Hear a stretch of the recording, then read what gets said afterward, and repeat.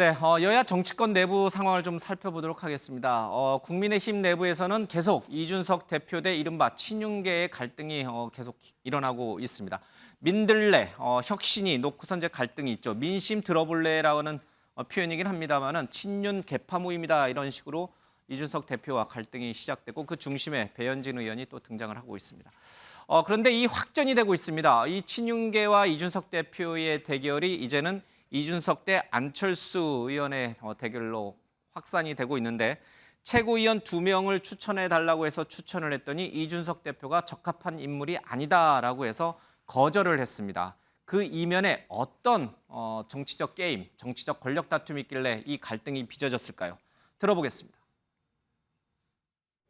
추천한 이유가 기왕에 이제 한 당이 됐는데 거기에서 국민의당 출신들만 제가 이렇게 고집하는 것 자체가 그렇게 화합을 위해서 바람직하지가 않지 않습니까?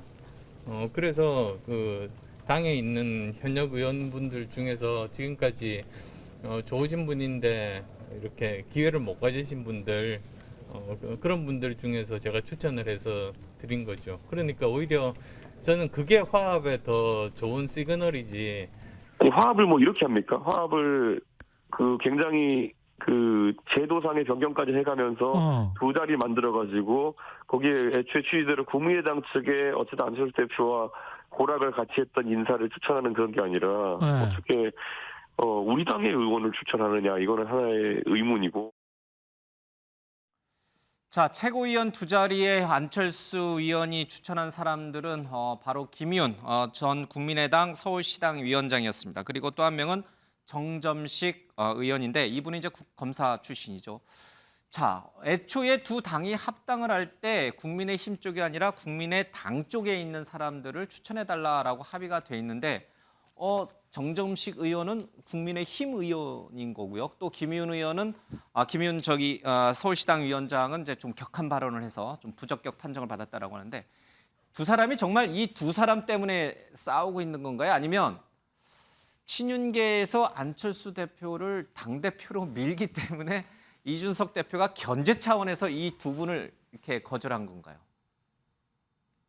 김연아 의원께서는 좀 아실 것 같은데요. 이제 보통 저희 당에서는 이제 당대표가 지명할 수 있는 최고위원 자리가 2개가 있습니다. 예. 나머지 최고위원들은 선출직이거든요. 예. 선거를 통해서 이제 선출되시는데 2명이 이제 지명직 최고위원이 있는데 아마 이제 국민의당하고 합당 때문에 비워놨던 것 같고요. 근데 보통 이제 이 지명직 2명을 할 때는 그 명분이 있어야 됩니다.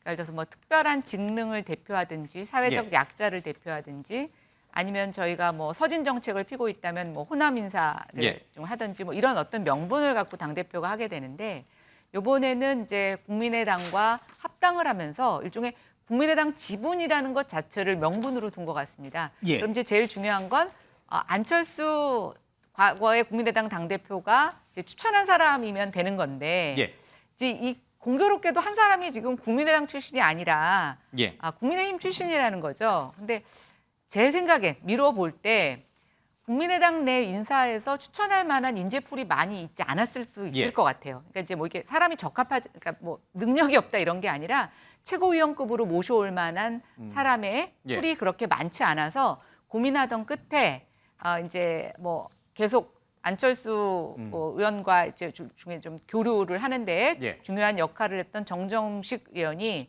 뭔가 안철수 의원에게 있어서 굉장히 호감을 줬을 수는 있고요. 그래서 뭐 저는 그렇게 추천한 거에 대해서 저희가 좀 억지로 이해하자면 이해는 되는 부분도 있습니다. 근데 저는 이준석 당대표가 거절하는 거 자체가 명분이 조금 이상해요.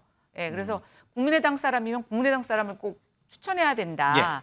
뭐 그다음에 여기 배분에 왜곡이 있다. 이거는 좀 아닌 것 같고요.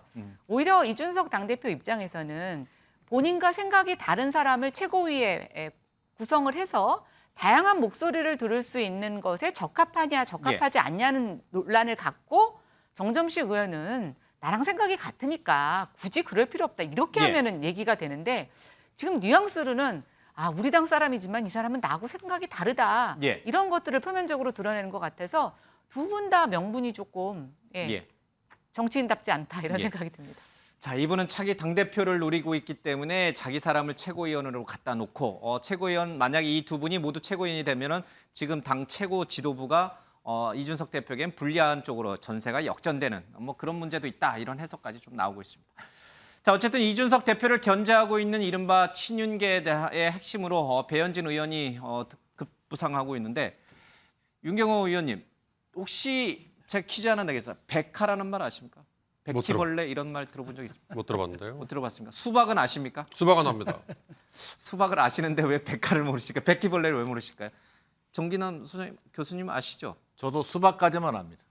다들 모른 척 하시네. 원고에 저는 다 압니다. 쓰여 있는데. 저는 압니다. 압니까? 백화가 뭡니까?